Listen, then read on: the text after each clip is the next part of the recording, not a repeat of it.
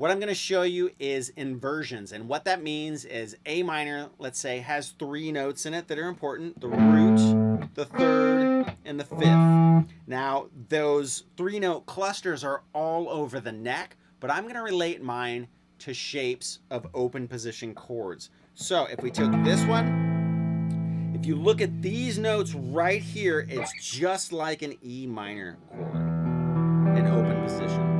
I use this finger as kind of a capo and to be able to hit my root note here, but I take that shape, that E minor shape, and now that shape turns into an A chord because of what this finger is doing, right? Just like if I moved it up to here, I still have the E shape, but now my root note is D, I got a D minor chord, okay? That's one shape. Another shape is an A shape, and since we're in minor, think of an A minor chord, right? It looks like that. Exact same thing, right? Same premise. If I took my fingers and did this, and I have this 3-note cluster, right? But I want that to be D minor, I'm going to use this finger and find on the A string a D note. Do this exact same thing, scoot it up.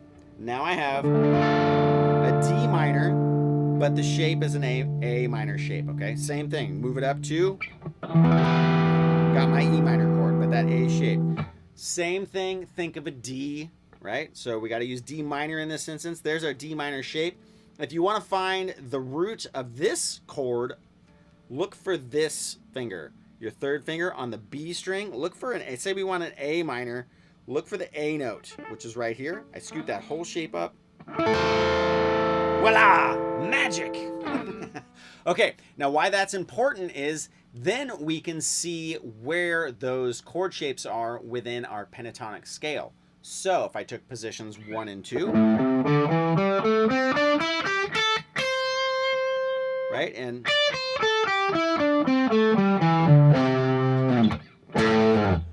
within that space right there, I can use every single chord and find the notes I gotta hit by using one of those 3 inversions of those chords. A minor comes up. This is our 1 chord. Think of this. It's right over that first position pentatonic, so you can almost hit anything. Got a root, 5th, 3rd, root, 5th, 3rd, root. So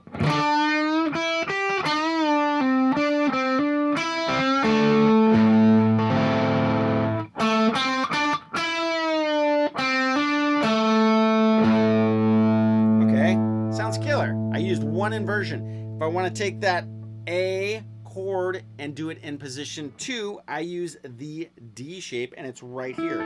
See if this cluster sounds familiar?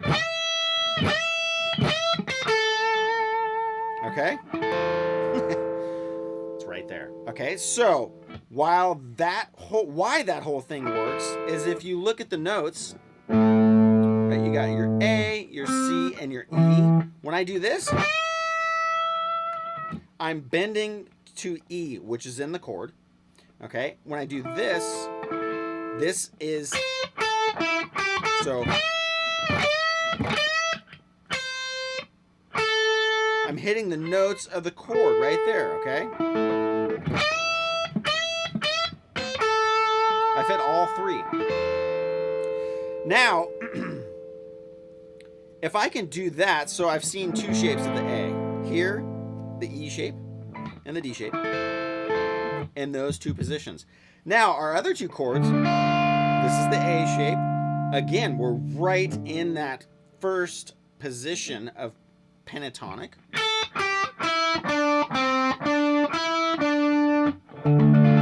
Right?